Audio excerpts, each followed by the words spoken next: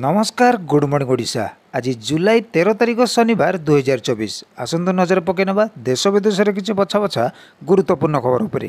तेज आगुरी जदि वीडियो को लाइक करना वीडियो को लाइक करूँ, शेयर करूँ, कमेंट करूँ, आम चैनल को सब्सक्राइब करी पाखरे थिबा बेल आइकन को दबाई दिंतु, जहाँफल एमती लेटेस्ट अपडेट आपण मैंने सर्वप्रथम देखिपारे।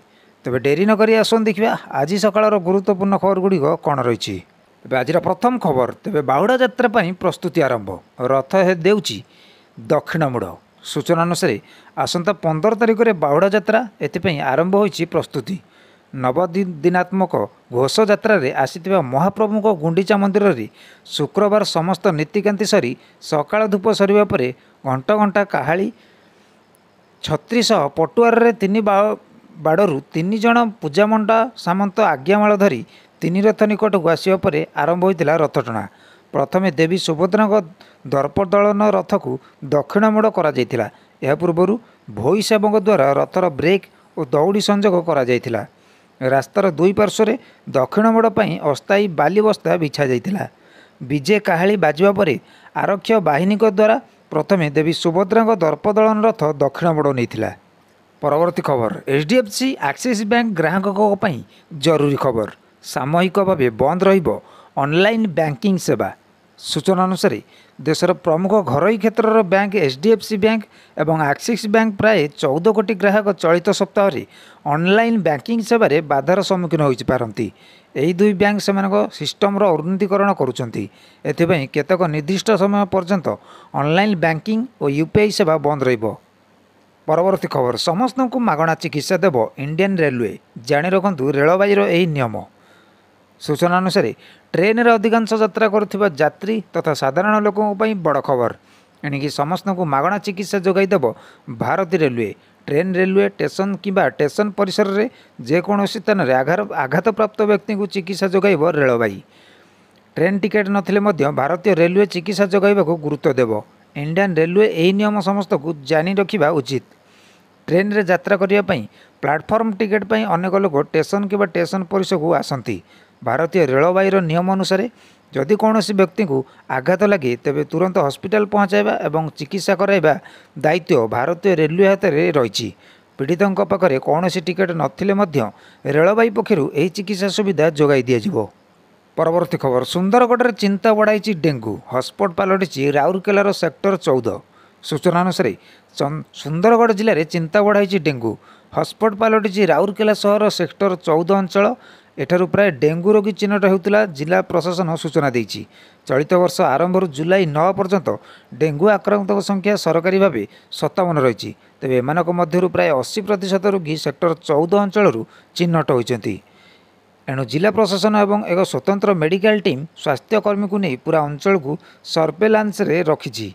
विभाग एवं घर घर बुली लोकों को केवल बुझाऊना तासह घरे घरे पड़ी अलिया आवर्जना दीर्घ दिन धरी पानी जमी रोकथिबा जगह गुड़ी को भी सफा करने को सतर्क करुचंती। तबे पानी जमी थिबा जगह एते संख्यार डेंगू लार्भा देखी आश्चर्य होईची टीम। परवर्ती खबर देशर 3 राज्यर बहु संख्यक लोके भारतीय नागरिकत्व को छाड़ुचंती। गुजरात रे 2 वर्ष रे 2 गुणा। सूचना अनुसार पूर्वर विदेश में चाकरी करने नहीं भारतीयों मध्य आग्रह रही है, किंतु एवं अधिकरू अधिक भारतीय विदेश में बसवास करने को आग्रह प्रकाश करुँच। निकट में प्रकाशित तथ्य अनुसार गुजराटर लोक मैंने भारत को आउ पसंद करूना। गत 1 वर्ष मध्य गुजरातीय भारतीय नागरिकत्व को त्याग करुवा लोकों संख्या 2 गुणित होईची। देशर 3टी राज्य में बहु लोक सेमानकर भारतीय नागरिकत्व को छाड़क चाहते। गुजराटर लोक मैंने भारत अपेक्षा अमेरिका, यूके, कानाडा और ऑस्ट्रेलिया रे बसवास करने को पसंद करुँच। टाइम्स ऑफ इंडिया रिपोर्ट अनुसार गुजराटर 485 लोक 2023 मसीह से भारतीय नागरिकत्व को छाड़ी जितेबले कि 2022 में यही संख्या 241 थिला। भारत छाड़ुवा अधिकांश गुजराती 30-45 वर्ष बयस वर्ग में अच्छा। परवर्ती खबर कहीं हटिले श्रीमंदिर मुख्य प्रशासक। स्पष्टीकरण रखिले आईन मंत्री पृथ्वीराज हरिचंदन। सूचना अनुसार बुधवार राति आईपीएस ऑफिसर विभिन्न विभाग बदली होईची।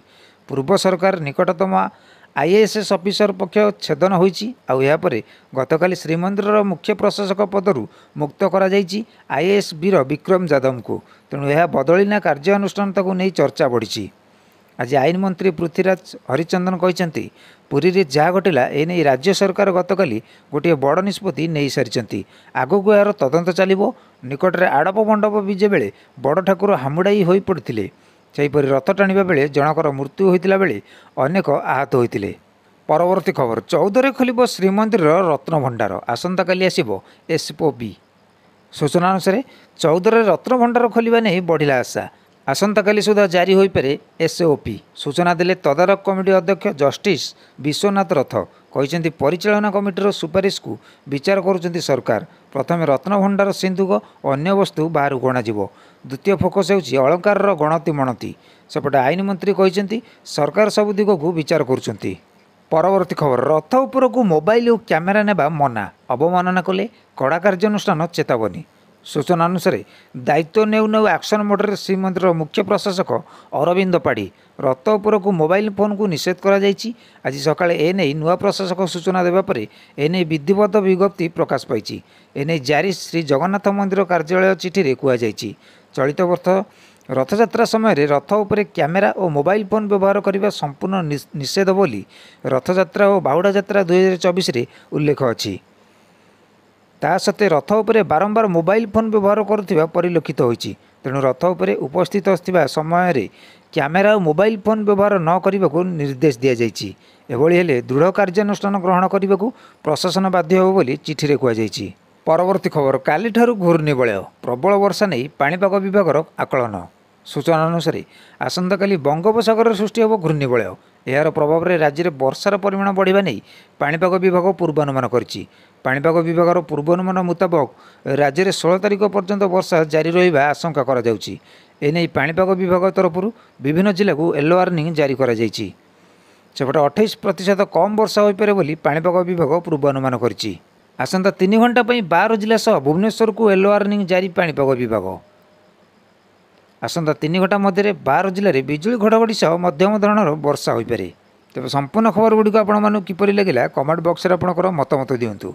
आम चैनल को सब्सक्राइब करी पाखरे थिबा बेल आइकन को दबाई दियंतु जहाँफल एमती लेटेस्ट अपडेट आपण माने सर्वप्रथम देखि परिबे।